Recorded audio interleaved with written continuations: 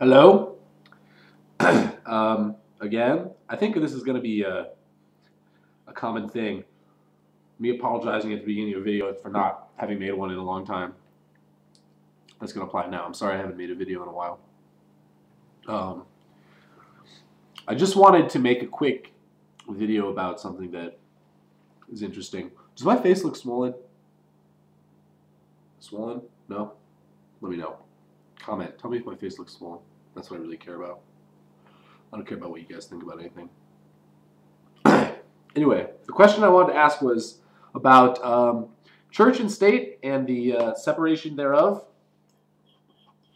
I'm going to post this video as a response to an Honest Discussioner video he did about this. So hi, Honest Discussioner. I'm not exactly going to be responding to him, but it's a related topic, and I thought, it's close. And so the idea is that separation of church and state. Okay, so there's two questions, right? One, the first question is, when you say separation of church and state, and this applies to anyone watching the video, this isn't just a question for Honest Discussioner. When you say separation of church and state, what's the extension of that? How far does that go, right? Okay, a lot of people want to say, well, the government can't tell you what to believe about religion. And if that's all you mean when you say separation of church and state, fine. I don't have a problem with that.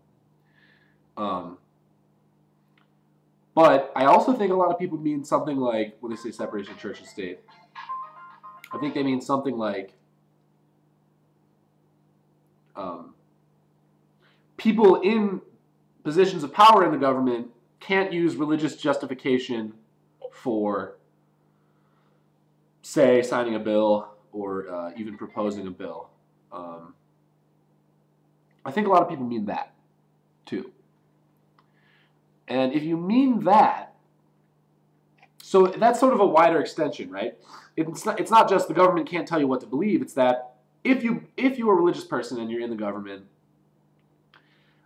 you have to sort of bracket your religious beliefs. You can't use religious beliefs as justification for laws because, for whatever reason.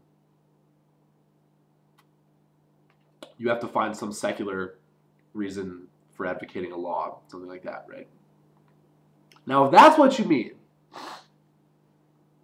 when you say separation of church and state, then I have this question for you.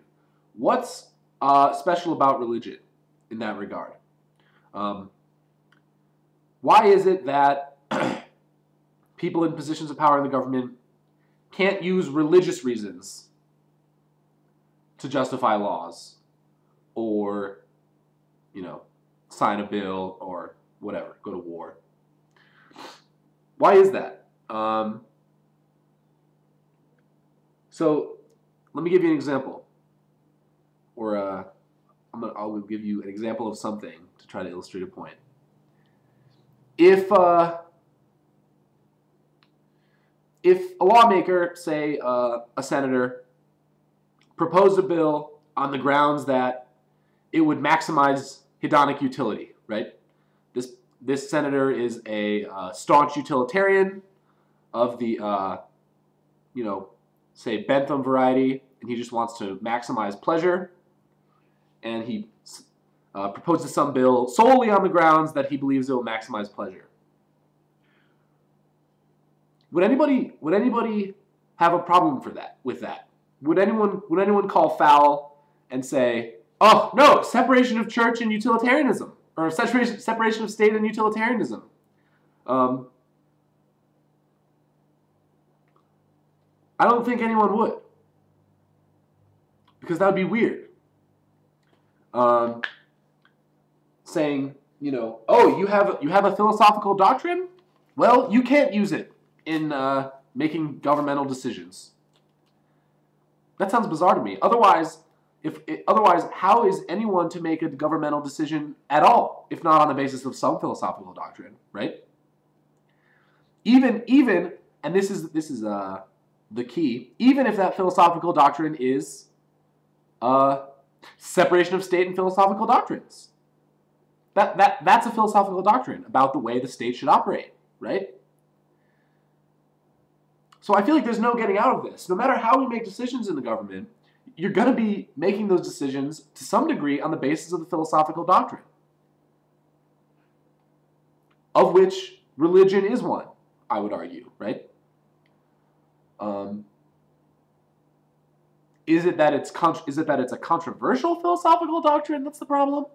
Because that seems equally bizarre, right? What if someone was to take an even more controversial stance than utilitarianism, probably? What if someone was a staunch follower of David Lewis and proposed some bill on the basis that they thought that all possible worlds were actualized, were actual worlds, right?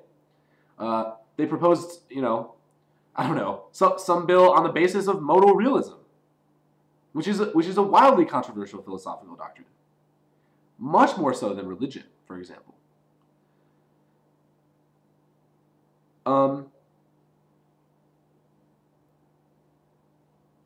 What would be the problem with that? What exactly would be the problem with that?